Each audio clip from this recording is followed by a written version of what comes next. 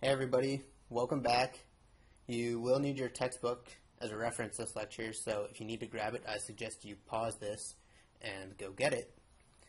We're currently in chapter 4 of the book. For anyone who's following along, I'll let you know when you need the textbook though. Up until now, we have established that the time value of money causes the value of money to change over time. So today we are going to learn how to estimate the actual value of the cash flows, given what we have learned already. So the first case is taking a present or a previous value and projecting it into the future. Here is the formula. So to calculate the future value, you multiply the present value by 1 plus the discount rate to the nth power, where n is going to be the number of compounding periods. So we can look at the bank loan example from last lecture and recalculate the value of taking a $1,000 loan at a 10% annual compounding interest rate for 3 years.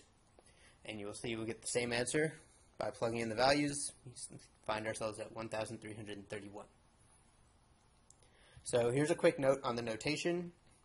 The quantity I plus 1 to the n will sometimes be written as f over p comma I comma n.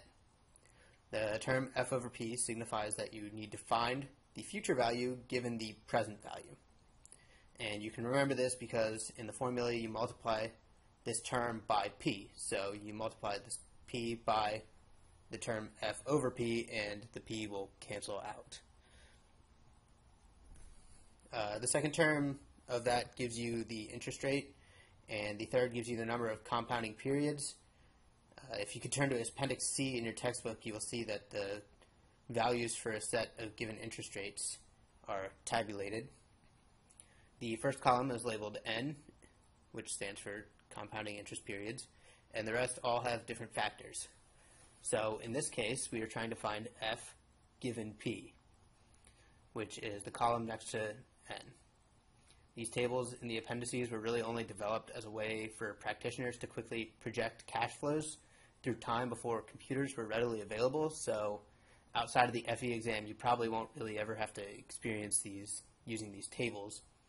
But before then, it was the only way to do it. Now you have a spreadsheet, and it's much easier to project a complex cash flow into the future. But we want to prepare you for the FE exam in this class just as much as we prepare you for experiencing your real-life engineering economics. So, one more time through this $1,000 3-year 10% loan. The factor is notated as F over P, 10%, 3 years. Right? We're trying to find the future value of 10% in 3 years. So if we open table C13 in the book, which is the table for an I of 10%, we'll find that the factor is 1.331. So multiplying $1,000 by 1.331 gets us $1,331. Now we want to look in the opposite direction, so taking a future value and discounting it back to the present or a previous time.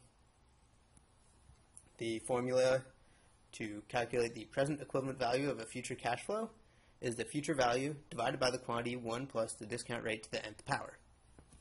This can be derived from the other formula by dividing both sides of the equation by the compound amount factor, which is 1 plus I to the n.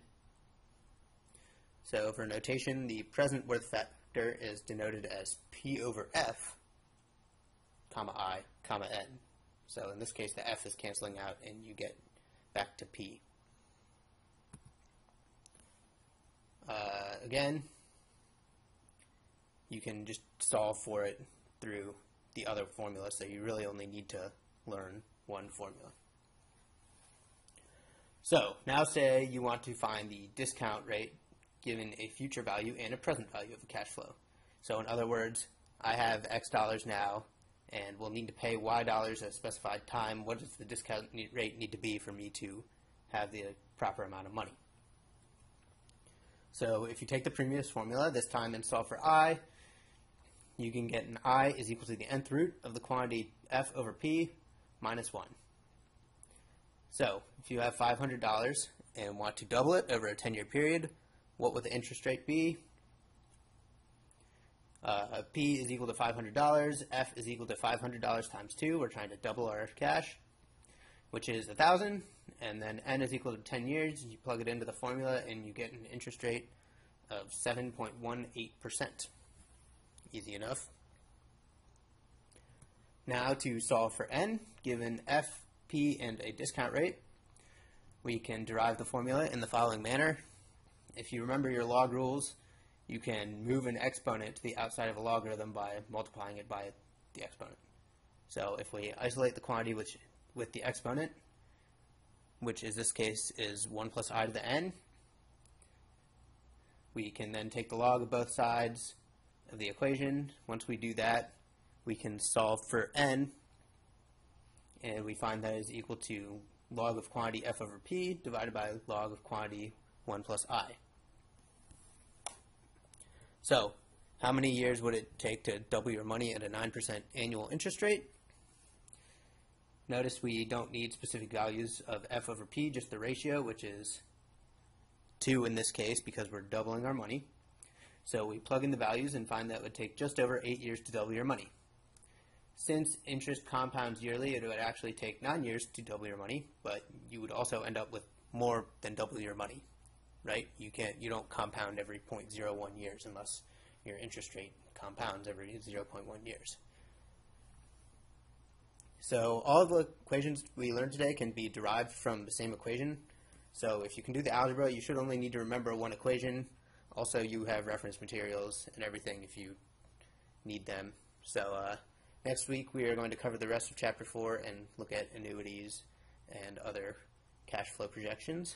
But in the meanwhile, have a good week, and thank you, everybody.